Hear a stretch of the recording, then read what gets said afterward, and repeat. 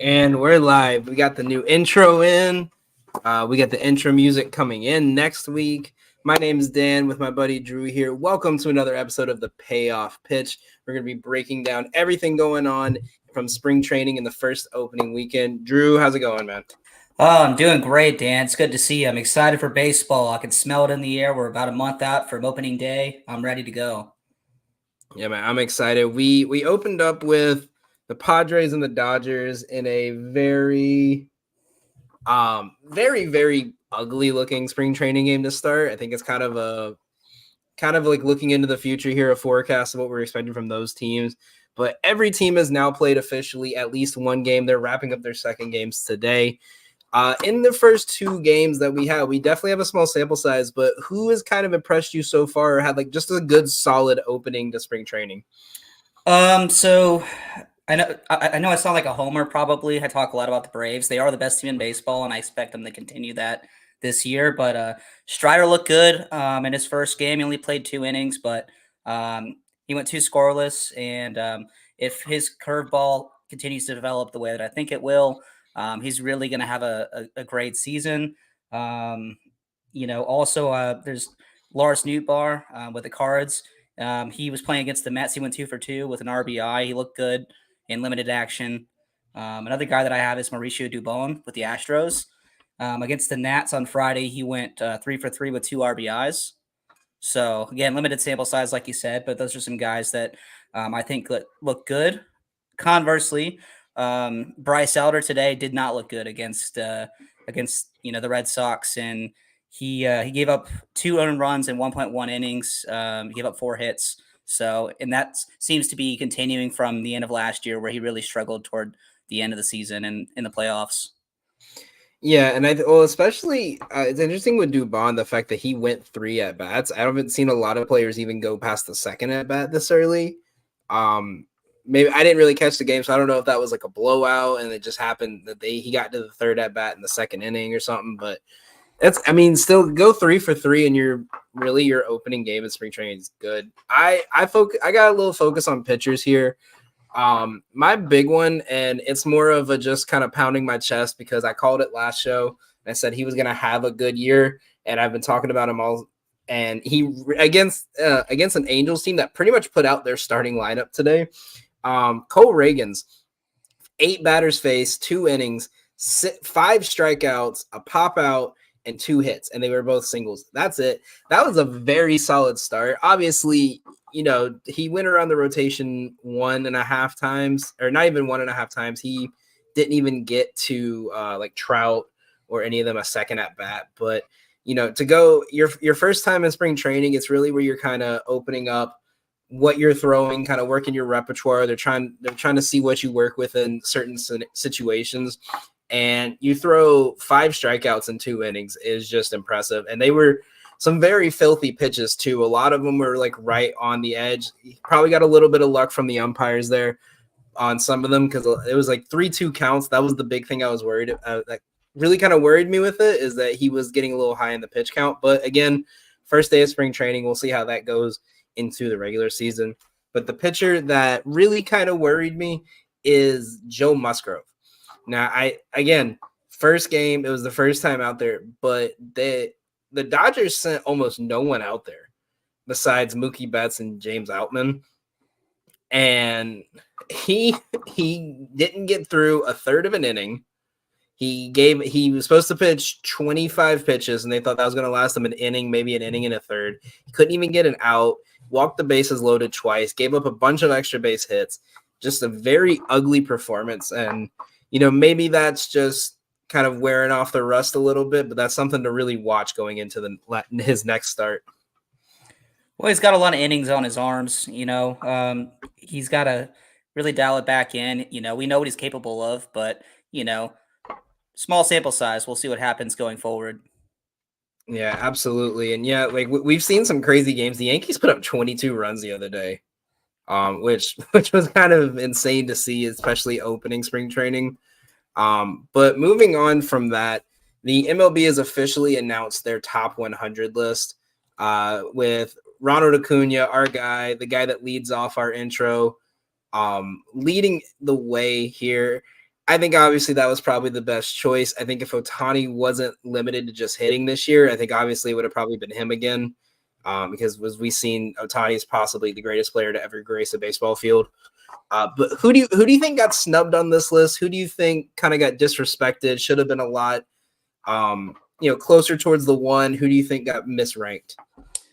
So I think I want to start on the positive side first. I think that they really, you know, well, I would say Tyler Matzek is one that probably should have been on there.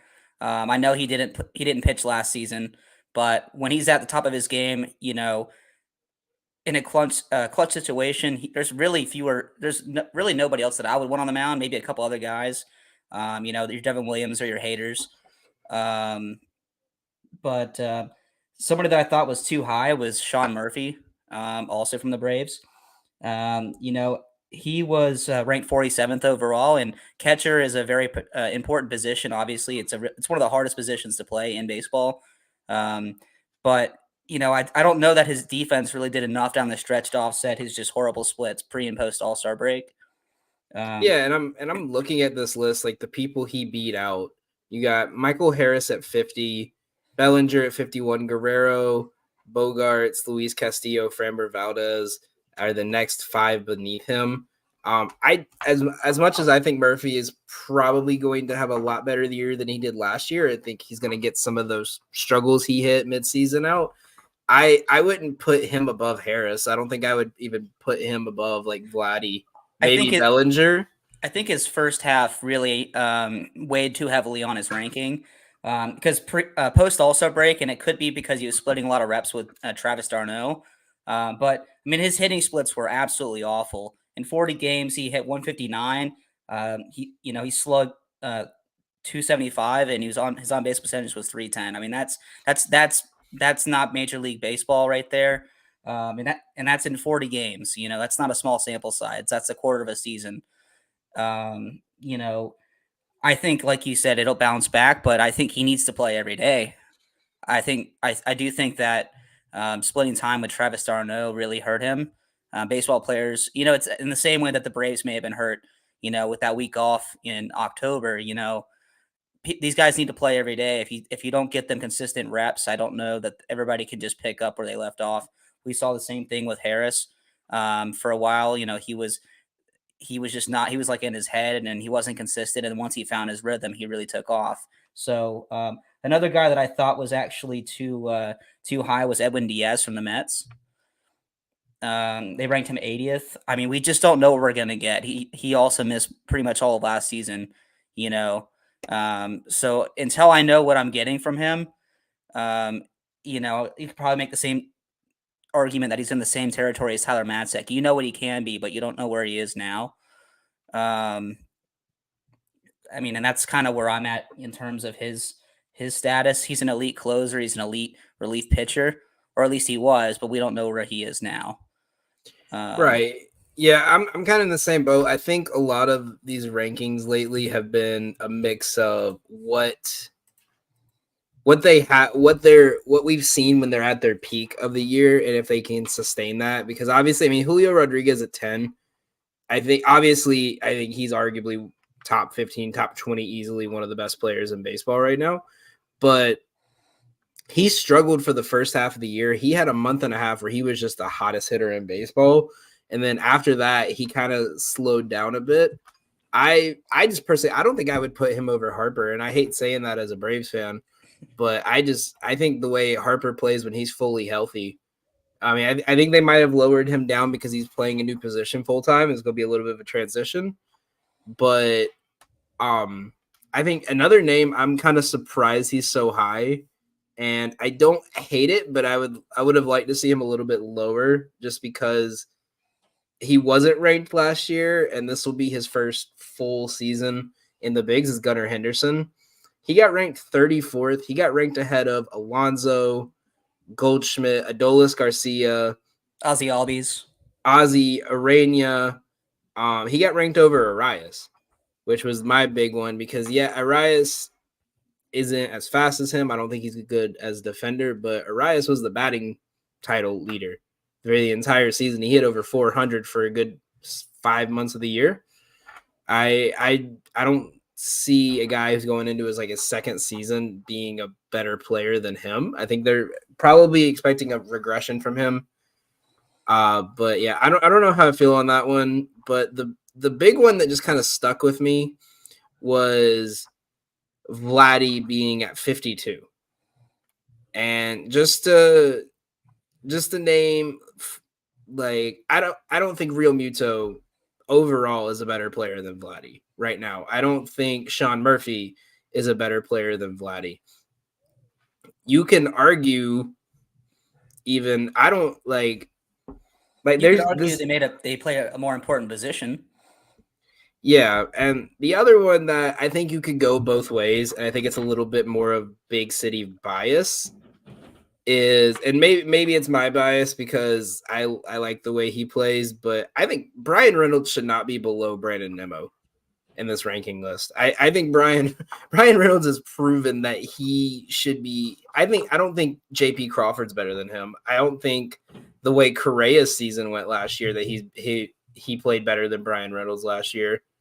I think now that we know Senga's going to be out for the first couple weeks of the season, I would have put him above Senga, but we obviously didn't know that when that side of the ranking came out.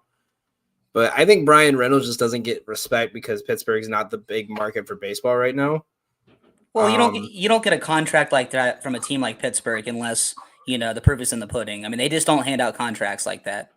Right, exactly. JD Martinez was still on this list. I think Matt Chapman's definitely a better player than JD Martinez at this point in his career. I think Cease was the one I was surprised he was so low. I don't know if you caught that. He was at 92. Yeah, I was surprised by that. I thought, he would be probably 70-ish range. Yeah, he just had such a bad end of the season, and I think that's what kind of caused it. But there's one someone brought up the other day about with MLB. So MLB Network ranked their top 10 second basemen coming into this year, right? Mm-hmm. Matt McClain was listed as the 5th best second baseman in baseball, right? Keep in mind this list did not include Ozzie Albies on it as a top 10 second baseman. Matt McClain is 99th on this list. And granted, I think Matt McClain's going to have a great year, but you rank Hyesung Kim above him, who wasn't on that list. You rank Ozzie over 40 spots higher than him, almost 40 spots higher, 33 spots higher than him on this list. Ketel Marte, 34 spots, but you, for some reason, think Matt McClain is a better second baseman currently than both of those guys. Like, I can't wrap my head around that one. It seems like there were parts of this list. I don't know how they put it together, but it seemed like it was not the same goalpost for every position. I don't know if they split up amongst the writers how they were going to put together the list. Like, hey, you take the catchers, you take so and so, and then they came back and compared notes. But it doesn't seem consistent. I don't know if they placed extra importance on certain positions. It seems that way. Like I said, with the catcher position, for example, and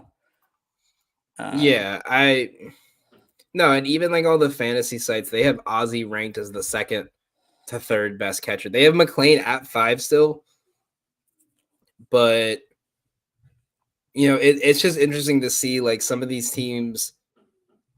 Like I think it's just the value of.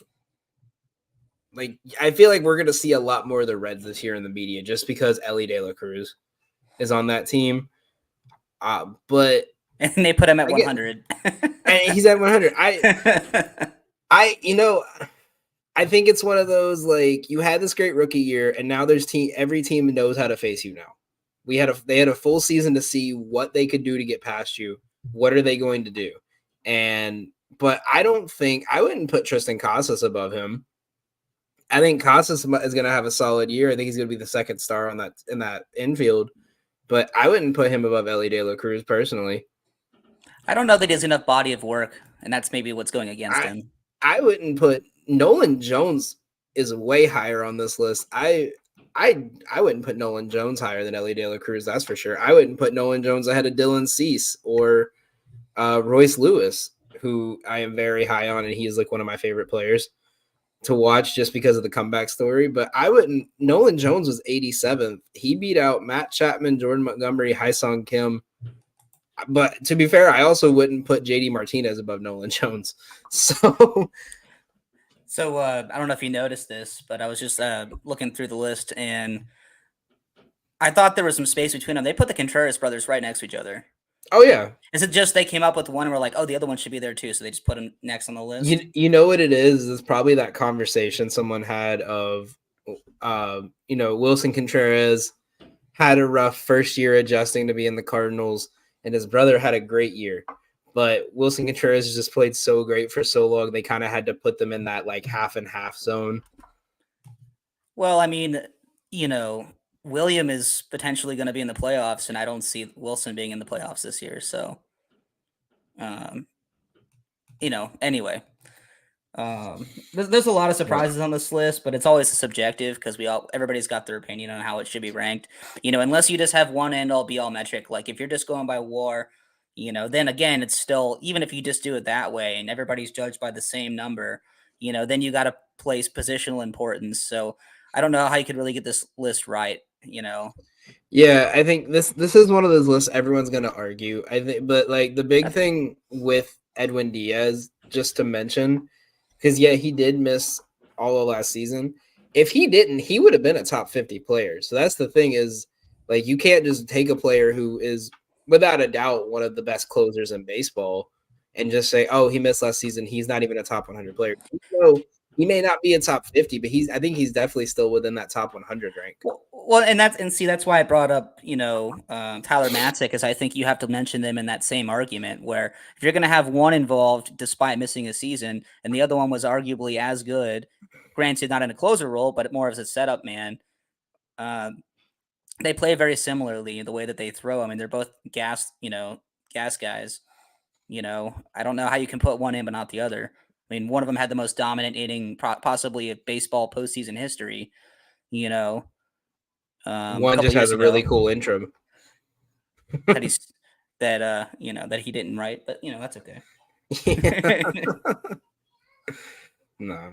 All right. Well, moving on, we're gonna bring in a little bit of fantasy. We didn't get to touch a lot on it last week, but now that we've kind of seen some live BPs, we've seen some spring training games, and we've kind of taken more of a look at the rosters as they've kind of formed.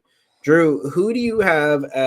Who do you think is going to be someone that you could catch late inning or late round, I would say, of the drafts that you think is going to be a very effective player this year? Oh, I've got Josh Naylor all day with the Guardians. Right now he's averaging 126th in most drafts, but he was ranked as 96 overall MLB's list of 100 best players. He had a really strong season last year. He finished tied for 22nd in OPS. He had 17 home runs. He stole 10 bases. He hit 308 and 452 at bats and hit 97 RBIs. So a guy that almost hit 100 RBIs and plays a premium position at first base is getting drafted 126th overall. Think about that. I don't know if that's because people are putting more importance on starters or on, like I said, catchers, but I don't know how you can draft him that late, Yeah, I see what you're saying. And he's a big part. Not only is he just a great player to kind of have on your team, he's been fairly good in clutch situations. I like that. I think especially in that stadium, the way it's kind of built and designed, I think it's a good, especially in the way the starting pitchers are going to kind of be in this league. I think it matches up well with him. I think I like that. My big sleeper here is Jock Peterson.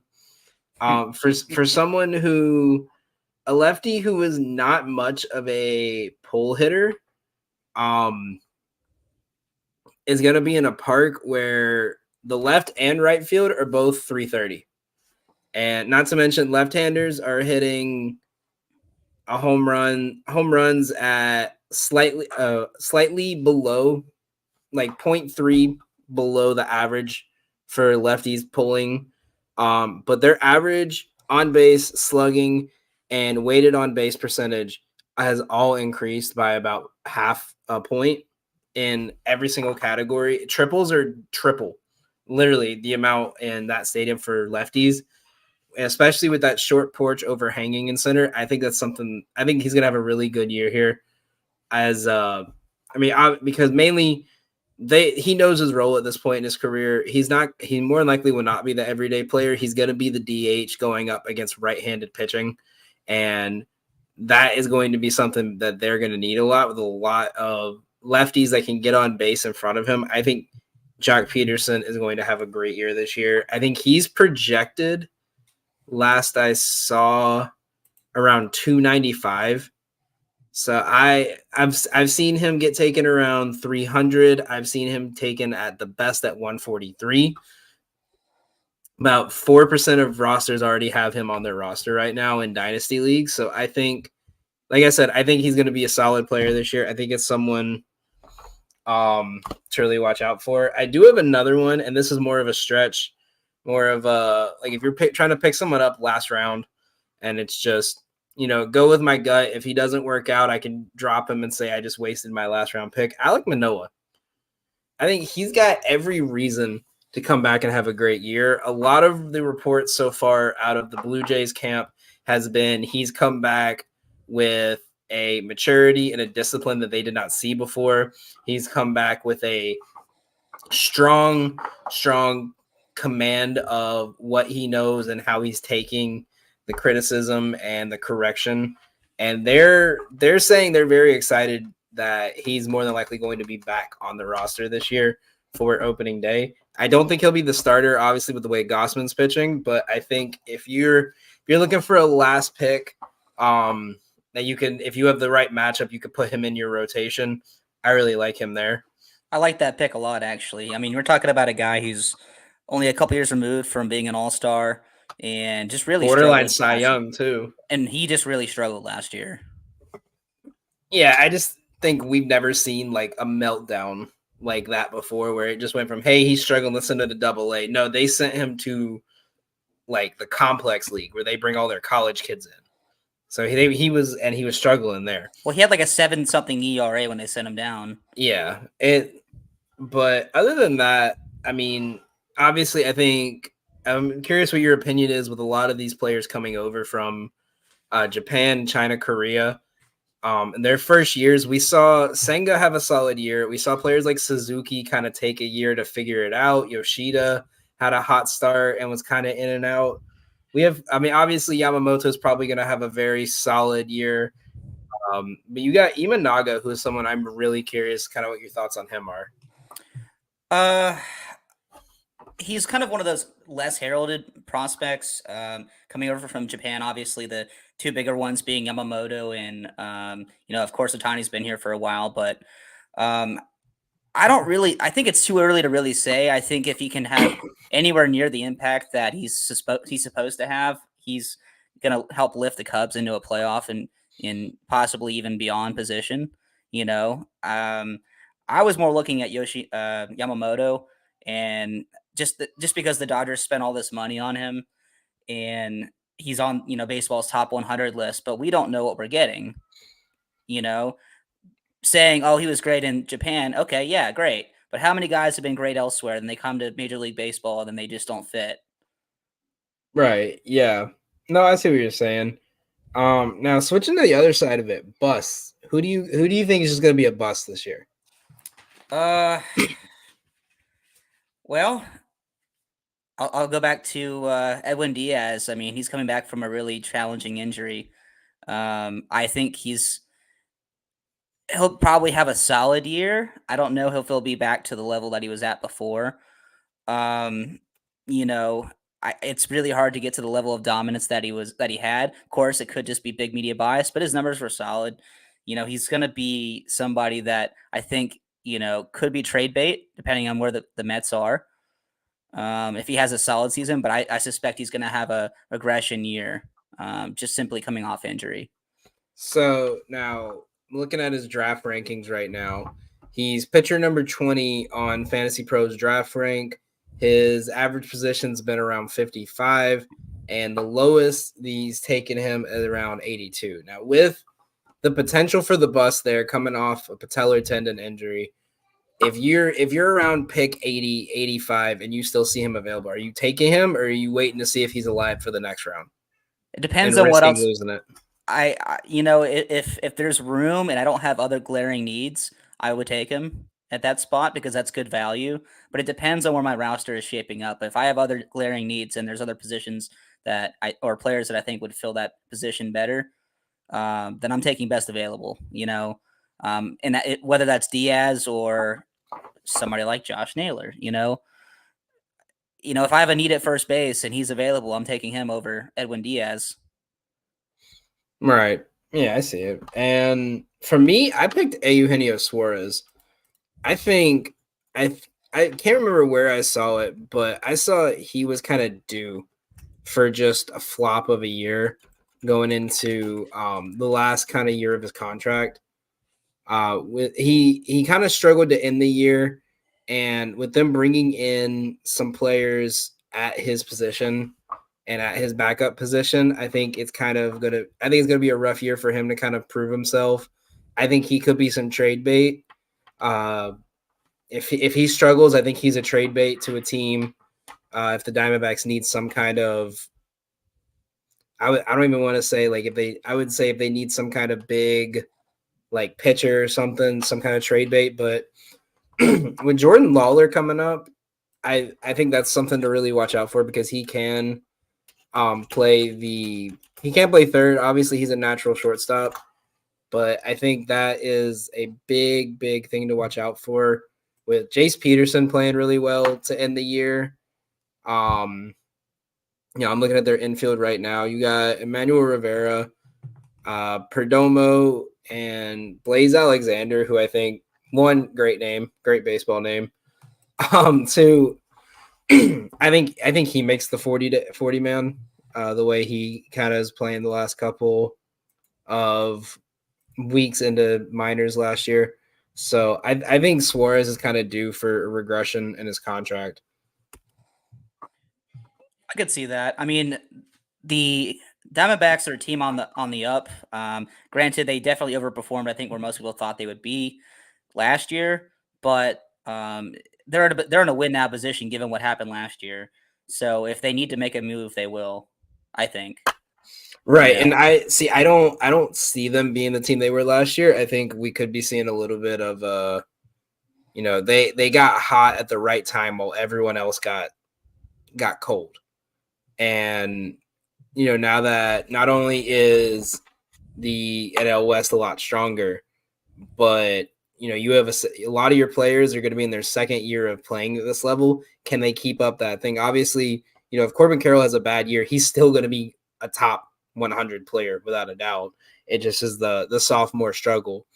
But I think he's done. Last one before we head on to kind of some futures and some hot takes and do a little bit more about fantasy. But breakout guys, I got Vaughn Grissom going back to the team that he hit his first home run against in a stadium that is very home run friendly to the way he hits and where he has full-time ability to take over that second base position in his natural spot. I think he's going to have a great year this year. I think he's a guy you missed out on like the top 5, top 10 shortstops and second basemen, and you don't have number 5 overall top second baseman Matt McClain. Maybe Ozzy's available as a sleeper. But I think Grissom's gonna be due for a great year. I think Ozzy will actually get overdrafted potentially. He's listed as the second best second baseman on most draft boards, and that's behind Betts, who's going to be playing in the outfield still at times. And so I can see him being overdrafted. I actually think Jared Kelenic will have a pretty good year. It remains to be seen what's going to happen. The Braves had some coaching changes, so we'll see. How their development is gone, but historically they're good at developing guys. He was a high draft pick. He really struggled with the Mariners. Granted, part of that was his own fault. He broke his foot kicking a water cooler. So that doesn't really help anything with his development. But I think he could be a value added pick as well. I don't think people expect a whole lot from him, and there might be platooning going on. But if he puts together a solid year, he could see the majority of time in left field there. So, and since you brought up how the Braves have kind of developed players, I'm actually curious your take on this because I was actually talking to someone about this earlier. With the Angels having outside of Rendon, when he decides he wants to play, the Angels have three relative, or I'll say two, counting Drury, um, two players relatively young, two rookies or halfway through their rookie year players that are going to be starting in the infield. You got Shanuel at first. You're going to have Nito at short, and you still have Drury, and you're gonna have Renifo against an Angels team that kind of struggled with errors. And you brought in arguably one of the best defensive coaches in a while, in Ron Washington and Eric Young. Do you think there's any value in that infield core, like mid round? I think there could be. I'm not sold on the Angels' ability to even identify talent, if I'm honest. So, I know they're going to do as good of a job as they can possibly do at developing everybody that's involved with that organization. It just depends on the culture that they can really build, because I think above, the coaching level, they've struggled to identify talent outside of a few guys here and there and really assemble a good roster. For me, the biggest problem is just going to be, you know, Ron. I mean, I love Ron Washington to death. Don't get me wrong, but he's been a manager before and it didn't work out. So this is his second swing of the bat, so to speak, and he knows what he's doing. And bringing EY definitely helps. Um, so I think it's kind of a toss up for me. Yeah, and I'm actually really curious because obviously with the way this Braves infield is, obviously with the coaching change, I don't expect it to, kind of miss much in terms of their defensive ability, but it'll be interesting to see without him and without EY how they're going to kind of play this year. Well, they've got Weiss and they've got Yasasopo, who had coached with Brian Snicker in the minor leagues for a long time, and he's a former major leaguer himself, was a pretty good defender. So I think they'll be fine. It's just losing a guy like Ron Washington is always a struggle. So there'll be bumps along the way. Yeah, definitely. Well, moving on, we're gonna go over our new segment, swing and a miss. We're gonna give you guys our hot takes, and you got to defend it. The other person's gonna say if it's a swing, if they think it's a great take, or a miss, and they just think you're way off. Drew, you want to start us off? Because I know me and you have a very different opinion on one award race of these. So do you want to start us off? Oh yeah. So my first swing of the bat is going to be that Corey Seager is going to win the AL MVP this year. He had a great season last year, and he really picked it up in October, which doesn't really factor into the MVP race. Or else, I think he might have won it last year, except for a guy named Shohei Ohtani. But he's not going to be pitching this year. And if he has anything close to the season he had last year, and the Rangers managed to win their division, they didn't win last year. They lost on the last day of the season to the Astros and ended up being a wild card team. They kind of limped in to the playoffs, but in the playoffs, he had 6 home runs and hit 12 RBIs in, on route to a World Series title, so I think he's my pick to win the AL MVP this year if he continues on that path. See, I don't mind it, but I'm actually going to a different side of Texas. I'm going to Houston. I'm just gonna say miss on your take just because I got the opposite guy. I'm going Yordan Alvarez, AL MVP.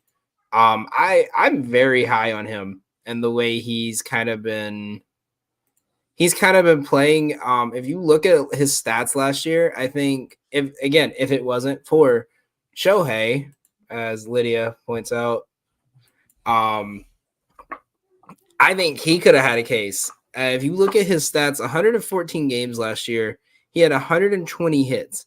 56 of those hits were extra base hits.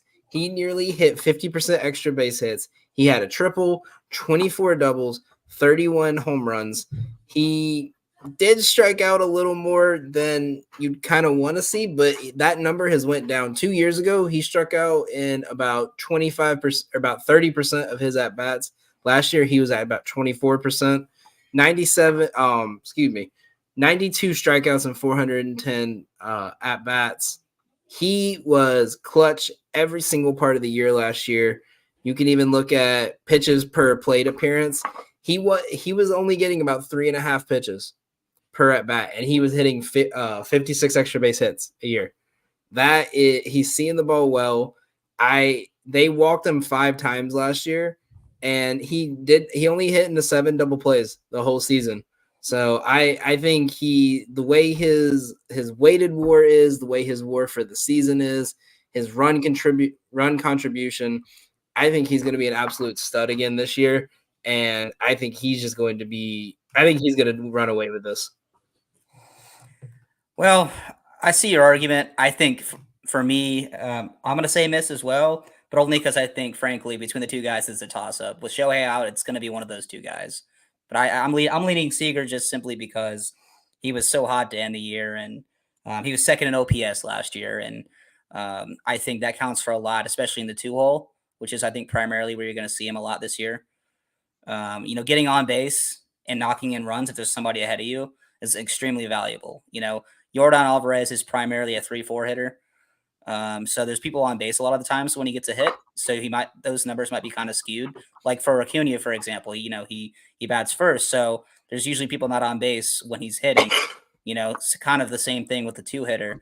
And even that being said, last year Seager had 96 RBIs, right? So that's stuff. Yeah. And he hit 327.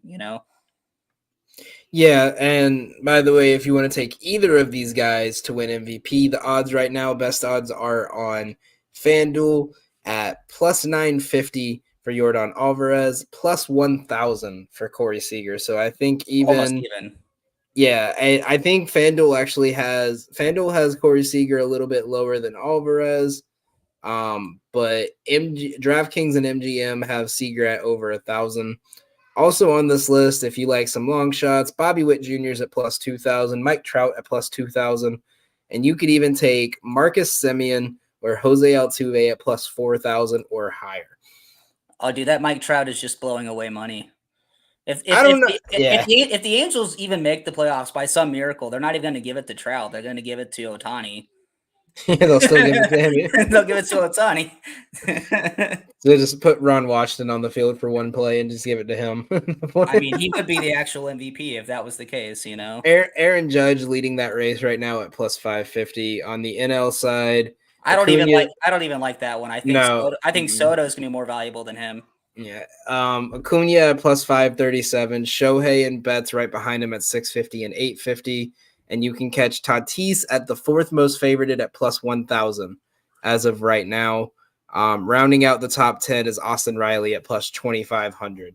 So that's your National League and American League MVP odds right now. Drew, second take, what you got?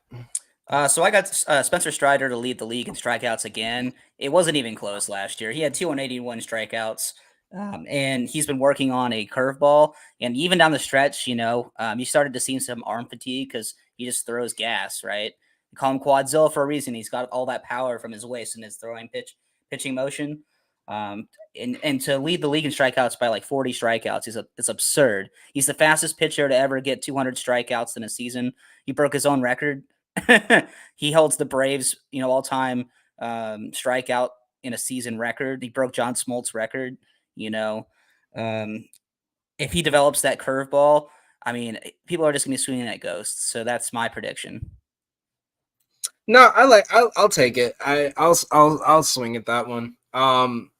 Mainly, yeah, that curveball when he pitched the other day just looked great. And obviously, first year throwing a curveball is not going to be the best, but if I don't see that being I still see him as a 2-pitch pitcher, but then just kind of like Logan Webb, like sinker, slider, and then all of a sudden just hit him with a curveball, just throw off the rhythm enough that they have to watch out for it. By the way, looking at the odds of that right now, this is how confident everyone is on Strider. Strider at plus 195 to win the strikeout leader for the year. The next lowest is Kevin Gossman at plus 1,000. And outside of him, Garrett Cole and Glasnow, no one is below 2,000. Top 5, you got Blake Snell and Pablo Lopez and Peralta at 2,000. If you want a real long shot on that one, you got Hunter Green at plus 2,500, who I think is a great strikeout pitcher if his stuff is working. Where's Zach Gallen on that list? Gallen is At 3,500, they got Oh, Luzardo, Cease, Yamamoto. No, I don't mind that one. I kind of like where that's at, just because he's one of those pitchers. When it's working, it's working. When it's not, it's just contact. And he's just so good that when it's contact, it's ground balls. So I don't mind that, because I can't tell you how many times I've been like, yeah, 5 strikeouts is nothing to this guy, and he went with 1 in 7 innings of pitching. So right, but he got like 4 double plays behind him, you know. yeah, he's if you have an equivalent, I would say the NFL game manager. It's not I'm gonna do this and you know it's coming. It's I'm gonna do what I realize y'all are not hitting, So he and I'm might gonna be make you. He's he the might Brock Purdy. so he's more of a for me a candidate for to lead the NL in ERA versus Yeah, I strikeout. would say that. I would say that's a better one for him. So my second take, it's kind of a simple one. I made this on a video we posted for our Elite Eight of baseball futures a couple weeks ago. Cubs to make the playoffs is my second hot take. I think, and I made this statement before the Bellinger news today. I'm even more sure of it now. This team played great last year. The only thing I think they have to worry about is that the Cardinals got better, and assuming last year was just a rough slump with a whole new chemistry with a lot of their veterans leaving and then not bringing in a lot of great veterans, and then once a week you were kind of forced to put Adam Wainwright out there as I guess the best way you describe it is, when you see like the family's like 18-year-old dog and you're like, huh, he's still here for some reason. Oh no, dude, he was the Emperor, and he was Emperor Palpatine in the 9th Star Wars movie. He's just literally resurrected. It's a corpse of the guy that once was. That was him last year, you know.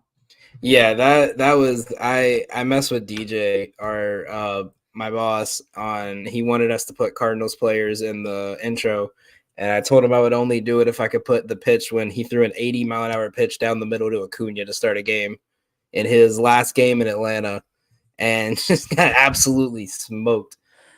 Well, I think the Cubs will win the division. I would buy that, and I think they'll make the playoffs because they'll win the division. Um, Granted, I see what you're saying about the Cardinals. Looking at the numbers right now, Nolan Arenado had, by his standards, a down year last year. It was kind of an average year. He hit, 266, which is not great. He's a career 286 hitter. Um, so I mean, if assuming he goes back to even close to what he normally does, that's gonna really boost their lineup. You mentioned they added some pieces. I think it's gonna be a lot more competitive than it was. I actually think the Reds will take a step back even further, just simply because both the Cardinals and the Cubs got better. So I would swing at that. Yeah, I think that's going to be the most interesting division to watch this year, honestly, because I feel like every year it's always the Braves, Phillies, and Mets. Everyone's watching them, and then the Mets slowly fall out. But when you look at it, I think outside of, like, not even outside, I think every team has a potential this year in the NL Central of, if we get hot at the right time, like we can win this division. Like, obviously, like the NL East, NL West, you get teams like the Rockies and the Nats. They say, hey, we are on a 7-game win streak. Okay, well, we're still 40 games behind first place. So win 40 more, then we can talk. Yeah, like you got like the Pirates look good. They got Mitch Keller long term now. They have Brian Reynolds. Brian Hayes is back, kind of swung a little bit better last year. They brought McCutchen back, which was a great move. He played great with them last year. They kind of have the pieces. I think the best way I could describe this division is everyone is a year away, and someone's going to win the division. I don't think any of these teams are going to cause any damage in the playoffs, because they're either going to have to go through Atlanta, Philly, or LA at some point, and I just don't think they have enough to get through those. But every one of these teams, I feel like, is a year away from us putting them in that conversation of, can we see them in the championship series? No, I agree. No, then you had one more, didn't you, Dan?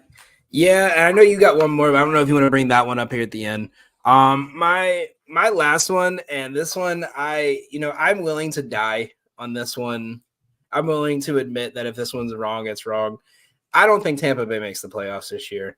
You have McClanahan missing a good portion of the early part of the season. Their offensive bats, they lost Margot. They do have obviously they lost Wander Franco because he's a piece of crap. Let's not go down that road. That's yeah, I just couldn't say the other word, or DJ would yell at me after this. But he's hiding in Venezuela or something. You know, he's in the middle of the forest. You lost Margot. Isak Paredes and Rosarena can only do so much. Their offense is obviously still about as powerful. Caminero, I think, is going to be really good. I just don't think he's going to make opening day roster. I think he gets brought up probably in June. But I'm looking at the pitching side of it. You have Rasmussen, who can't stay healthy. You have Jeffrey Springs, who has had issues staying healthy, and Shane Bass, who has not pitched since 2021. You have three pitchers who, when they're pitching, have not been consistent. Because I remember when they went on that big win streak to start last year, Jeffrey Springs was arguably one of the best pitchers in baseball at the time. He was a top 10 pitcher that year. And then there was a month period where he could not get the ball over the plate. And when he did, it was a home run. And if you're relying on that and Rasmussen, who, again, is a great pitcher, but he's going to be the ace of your rotation probably for the first couple months. And even then, you're going to have, when McClanahan comes back, he's coming back off an elbow surgery. You're going to be limiting him the first month. You're not just going to say, okay, he's back, we're desperate, throw him out there 90 pitches. You're going to put him on a 50, 60 pitch limit for the first month. So if he comes back in June, he's not going to be fully ready till after the All-Star break. I just don't, with the way this division's going, I don't see them, like, obviously, I see them winning at least going over 500. I just don't see them you have to win 90 plus games to make the playoffs in the AL now. I don't see them winning 90. I swing at that, and I actually think they'll finish third in their division behind the Yankees and the Orioles. You know, I mentioned a couple weeks ago when we did our last episode that I'm really high on the Orioles. I think, I don't know if they'll win the league again, the American League again, but I think they'll win that division. I also think that the Yankees will be better than they were last year, and obviously the Rays have taken a step back. Losing Franco is a huge hit. I mean, he was an upcoming star in this game, so I would swing at that. And just the AL East odds, Yankees are the favorites at plus 140, Orioles second at 205. If you take the Orioles on their win, if you take any of these teams on the win total, Orioles have to win 90 for your bet to hit. Tampa Bay has to win 85 games. I think they could hit that mark. That's why, like, this was one of my futures I really wanted to target, because I always like targeting these teams that I feel like are in that middle ground of, if the pieces work, it's going to be a great season. But if the pieces play as as everyone's kind of projecting them to play, it's not going to go well. And I think that's why, like, 85 just seems like such a sharp number. I get what you're saying, but if we go by last year, so if they hit 85 wins, they're right there still in the wild card discussion. But see, and that's the thing, is it's not like last year where it's, oh, hey, we could potentially be a wild card team, but we have to just make sure we just have to make sure we don't lose. They're in a situation of they're going to be a situation we have to win, because you have all the teams that have the likely potential of hitting 90 this year in the AL. Not to mention their lines are at 90. So you see them missing it by like a couple. I think I'm not saying they're going to be like bottom tier, but I think they miss it by. You have the Orioles who are projected at 90. You have the Blue Jays who are at 87.5. You got where was them? I just saw them a minute ago. You had the Rangers who are projected at 90 wins. You have the Astros who are projected over 90 wins.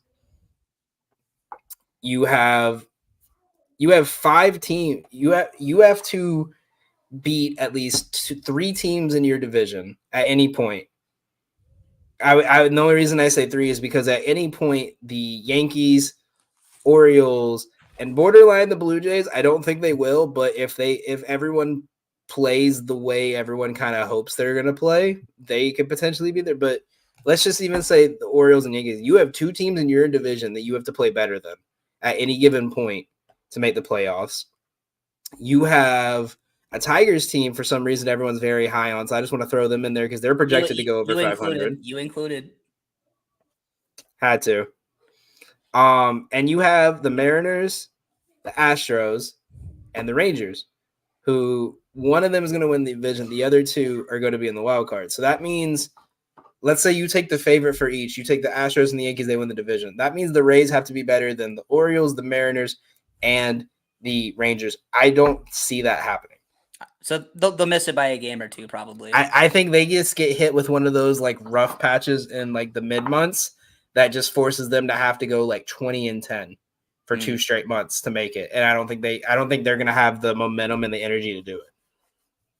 I agree. So we're getting up against it here, Dan. But our next portion we wanted to do was futures, right? Yeah. So what do you got for me on futures? Before I got a list of them. My top 8 futures that we kind of went over. So I've only got one for futures. Well, not one for futures. There's one in particular that I want to bring up. I got the Marlins to make the playoffs at DraftKings. They're plus 260. They made the playoffs last year. They didn't. I mean, they made the wild card. In the Mets, I think will be worse. I think they'll be sellers at the deadline. The Nats are terrible. And then the National League as a whole, I think is going to be a little bit better, but their own division, I think, is going to give them some more wins. And frankly, I don't know. I really like the Marlins pitching staff. They're, and Arise might take a step back. So if I'm wrong on that, that'll probably be my downfall. But I think if Chisholm is healthy and hits a little bit better, they'll be just fine. See, that's an interesting one to me because obviously I feel like at this point, like again, let's take the favorites. Let's say Dodgers obviously are probably going to win that division. The Braves are probably going to win their division. And let's say the Cubs. I think they're right now the favorite.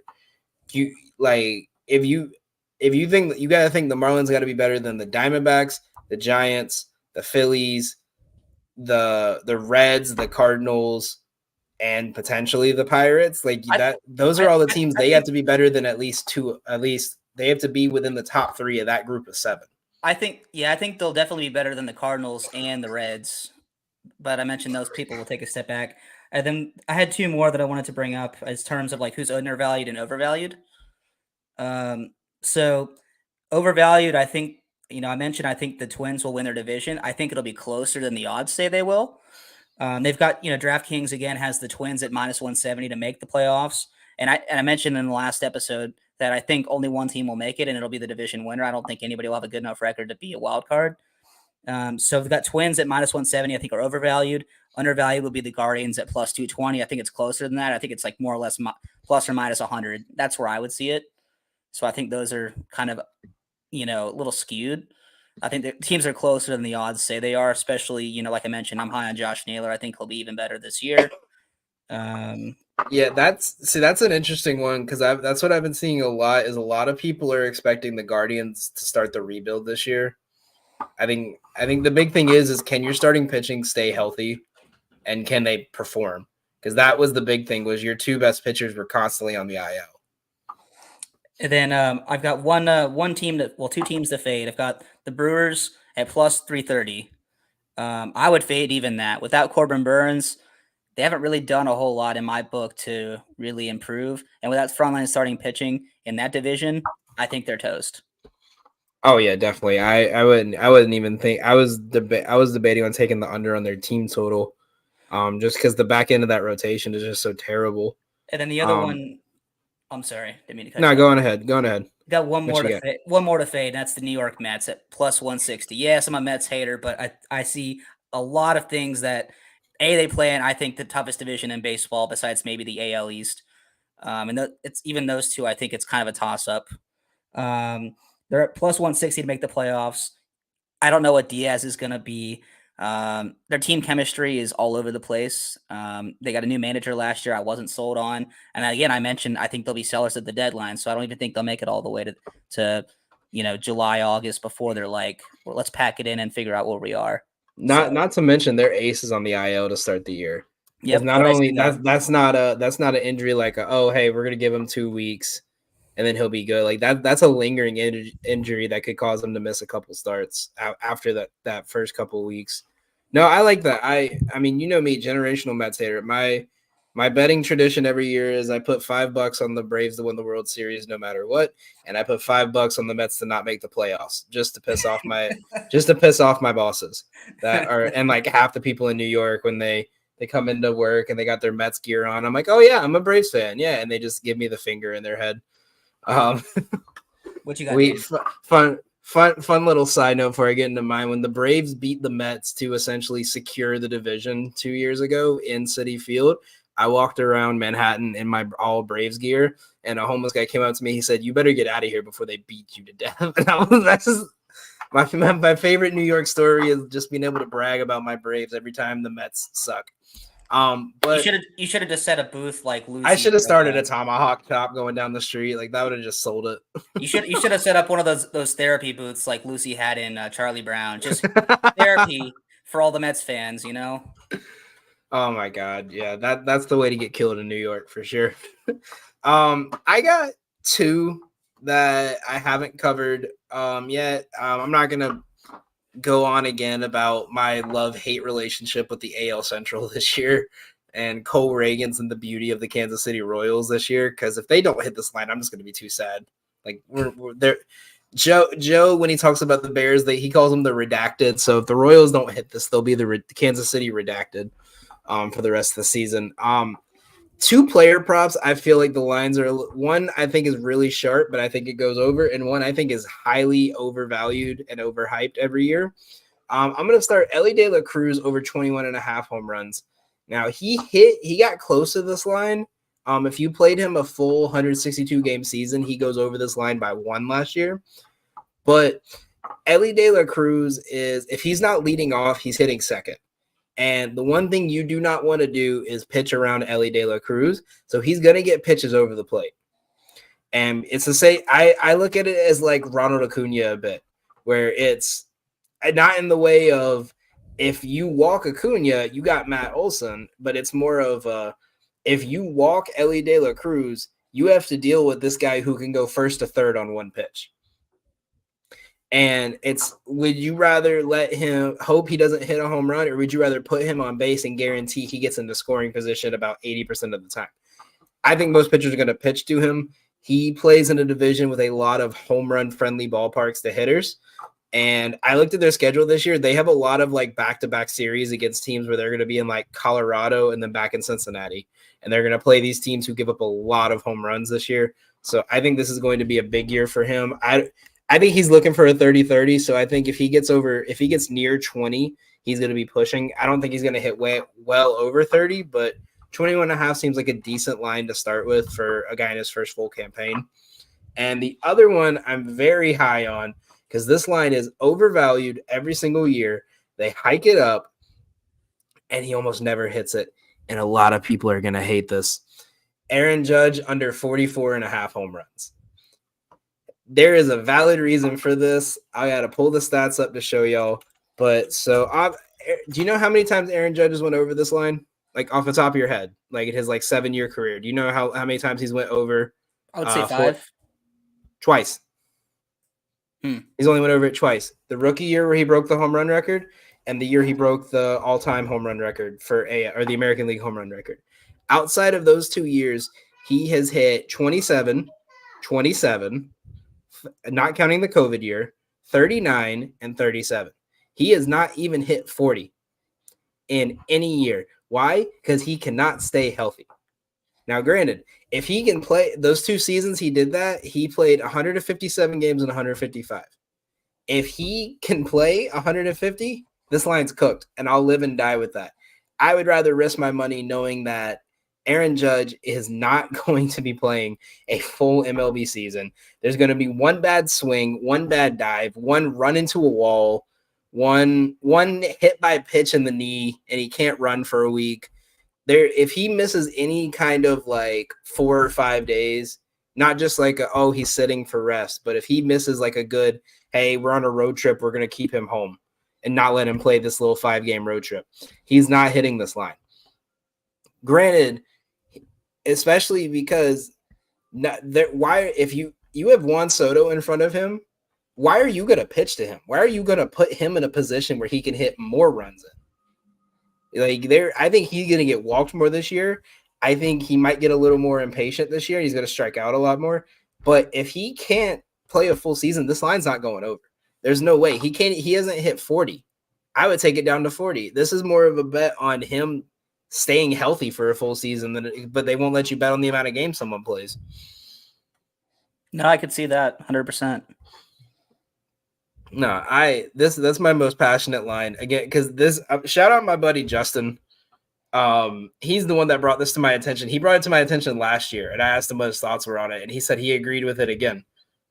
It's last year he had 37, and granted, if he had played an extra 40 games and been at 146, he probably would have went over.